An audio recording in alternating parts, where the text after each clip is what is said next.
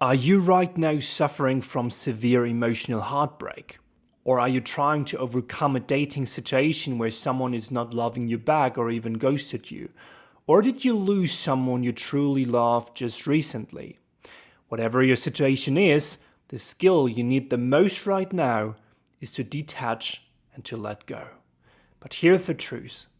Letting go isn't just about time passing. Detachment is about breaking the invisible ties that keep you emotionally bonded. Detachment is hard and fundamentally a survival skill. So in this video, I will try to outline carefully why detaching is so difficult for us human beings, even when you know is already over. I talk about how to stop obsessively thinking about the other person and break free from the mental loops that keep us pulling back, and also a strategy on how to emotionally detach without feeling empty, lonely, or like you lost a part of yourself. Let's dive into this delicate, very emotional subject together. Welcome to today's episode. My name is Robert, and this video is based on my own experience, research, and therapy work. I'm not a healthcare professional myself. Instead, I share a client's perspective here on this channel. And for everyone who is looking for more in-depth resources for working through heartbreak and the symptoms of complex trauma, I share the most significant learnings and practical exercises from years of therapy in our online courses and premium community. And you can get access today at understandable.net/join. Let's firstly propose the question here. Why is it so hard to let go of someone? Well, let's be honest.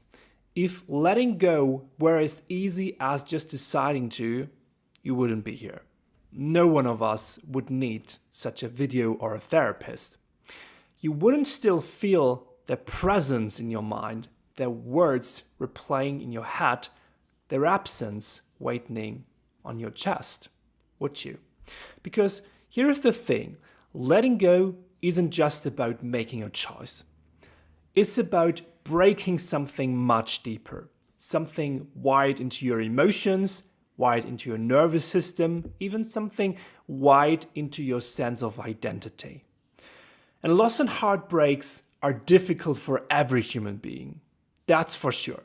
But there are some circumstances that make heartbreaks even incredibly harder. And I want to explore some of them right now with you, which are trauma bonding, when your brain gets addicted to the highs and lows of a relationship, and it's solely based, so the relationship, on a trauma bond. Codependency, when your identity and your self-worth become tied to another person. And also, of course, attachment styles. So when your past experiences shape how you hold on and why letting go feels so impossible to you. So let's break this down real quick before we get to the part of letting go. If it's a trauma bonding that's holding you together, your relationship may have been a cycle of highs and lows. So moments of deep connection followed by emotional distance or rejection. And in such a scenario, your brain may get hooked on unpredictability, which makes you crave the other person's approval even more. Now the thing is, this is not love. This is survival mode. And if that's relatable to you, you may ask yourself, am I attached to them or to the emotional roller coaster they created because it feels so familiar to me in a way, maybe from childhood? On the other hand, codependency comes up here. If you spend the relationship prioritizing on the other person's needs over your own, then it's maybe this one. Now, as a consequence, letting go can feel like losing your identity as well, because you are so dependent and deeply tied to the other person that your whole own identity, and of course your sense of self is lost here, is based on the connection with the other person. And codependency is like an addiction. And this is also how these types of attachment feel then. It gets gradually worse and the two partners get gradually sicker as the relationship continues. And the longer you stay in that relationship without breaking the cycle, the worse it will get. And over time, you become more and more addicted to the other person, which then becomes, people would say today, toxic. If you want to dive more into codependency, I also recommend you our episode about complex trauma and codependency, which I will link to you up here and in the description below as well. And of course, attachment wounds may also highly influence the intensity of the connection that you may still feel. That's because the way you love and let go didn't start with this person or this relationship, it started in childhood. In anxious attachment, that means that you, for example, fear abandonment, so you hold on even if it hurts.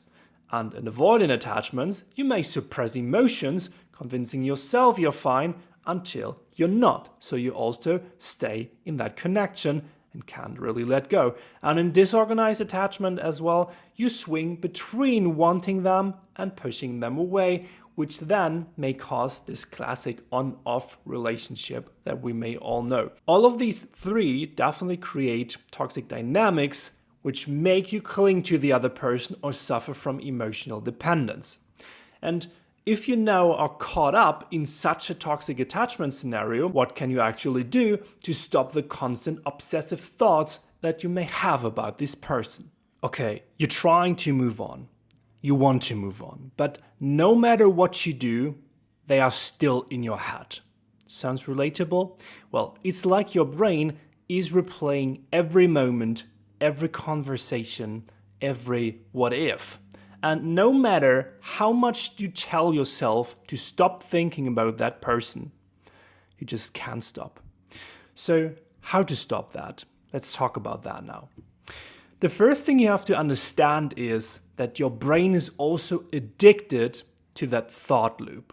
Thinking about them feels like it's helping in a way, because if it wouldn't be helpful for your brain, then your brain wouldn't do that. It's always looking for solutions. And maybe subconsciously, you might believe that if you replay the past enough times, you will then finally find closure. Classical overthinking, we all know that. Or maybe imagining also a future where things eventually work out also gives you a temporary sense of relief. But here is the truth again. Rumination isn't reflection. This is a trap. It's an illusion. It's not helping you. It keeps you also emotionally stuck in the past instead of moving forward. And the more you engage with those thoughts, the stronger they will become. So step one here always is to interrupt that loop. You can use, for example, a pattern interrupt. And when you catch yourself spiraling, physically change your environment in that situation. Get up, move, go outside, whatever it takes to break this cycle and interrupt. Or you can also try to label your thoughts. Instead of getting lost in the story, simply say, oh, that's just my brain looping again here. Recognizing it takes away its power. Then, secondly, you also need to redirect your emotional energy. Here's the thing, your brain is searching for something to focus on. Like a monkey that constantly swings from one tree to another, always trying to spot something new. And right now, your brain is locked onto that person. Not necessarily because they are the one, but because they simply became a source of emotional intensity. And for people with an insecure attachment style or wounds from the past, the other person also often becomes a source of projection as well, which is basically limerence then, which I made an episode about right here, which I will also link you in the description below. And if someone became the source of emotional intensity or a limerent object, instead of trying to shut off your emotions, redirect them onto something new. So step 2 here is to find a different emotional anchor.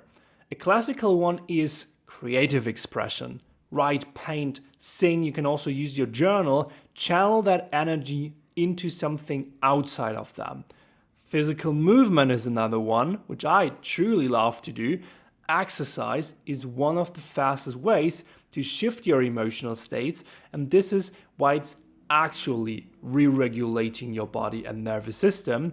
I also mentioned this in our free workbook, and I explain that why physical movement is such a good thing. The goal here isn't to distract yourself, it's to retrain your brain to focus on something that serves you and re-regulates you. And again, also speaking of re-regulation tools, I already mentioned it, we have a full free re-regulation resources workbook with pages filled of skills and tools to calm you down and re-regulate your nervous system. In this book, I packed all the resources that I gathered from years of therapy, so everything you need to re-regulate your nervous system and connect with your sense of self again, and you can download it for free at understandable.net/book. One other thing which is important to understand is that regulation can and often also happens through those obsessive thoughts. So it's not just re-regulation happens through some therapy skills and resources.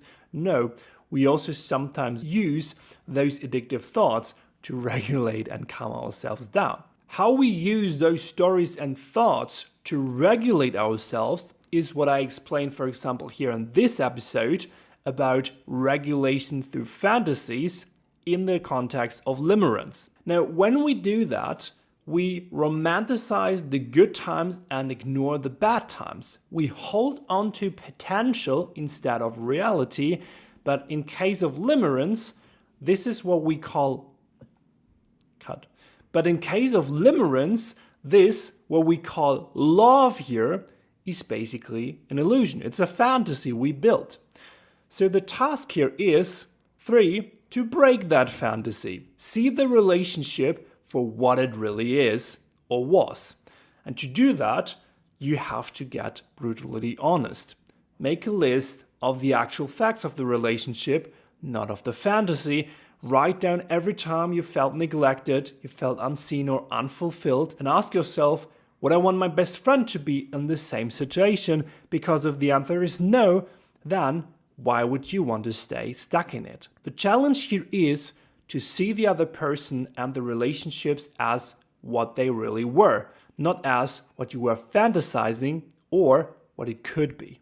Now, if we managed to stop the thoughts, how do we finally let go of someone? Well, let me tell you one thing here. Letting go isn't about forcing yourself to move on. It's about softening the grip. It's about trusting that you don't need the fantasies, that you don't need the love, that you don't need the other person in order to feel whole. It's about having the certainty that you don't need to resolve all the open arguments, all the open fights, all the unspoken truth in order to find peace. It's about encountering all the pain, the maybe open conflict, and of course, the other person with a soft and loving open heart. And maybe people would intuitively resist here. Why would you send love to someone who did hurt you? But the truth is, anger keeps us clinging just as much as longing does. So how do we truly let go? Now, one is to start to acknowledge the good here. Even if things ended badly, there was something that once mattered. If you lost someone because of an unpredictable life circumstance, this may be really relieving, but at the same time really sad to you. In any case, gratitude helps loosen the pain. Number 2, wish them well. Not for their sake, but for yours. Because letting go with love means freeing yourself from resentment. Number 3, stop fighting reality. Because the more you resist what is, the more stuck you stay. Acceptance is key here. And number 4, refocus on yourself. Letting go isn't just about releasing them, it's also about bringing your energy back to yourself. And while I'll talk these words into the camera here, I'm also totally aware of the fact that letting go isn't easy. It's brutally hard. It takes time and it takes a lot of emotional capacity. But neither is staying trapped in the past. And when you finally release with love, you will wake up one day and realize that you're finally free. I'm wishing all the best to everyone out there who's currently going through a breakup or a loss of love. Stay strong, it's going to be better. And by the way, this video today and the topic were inspired and requested by someone from our premium community. In the community, you can also connect with like-minded people who may also go through similar challenges related to attachment wounds, to childhood trauma, or to pain from the past. And heartbreak and attachment difficulties are definitely related to that, and we discuss that there. If you want to join our course and community, you can do so at understandable.net/join. Now, are you currently going through heartbreak? Was that video helpful to you? Definitely let me know in the comments below. I wish you all the best. And if you want to support the podcast, subscribe to the channel, leave a 5-star review on Apple Podcasts or Spotify. And I see and speak to you in the next episode here on the channel. Have a great day.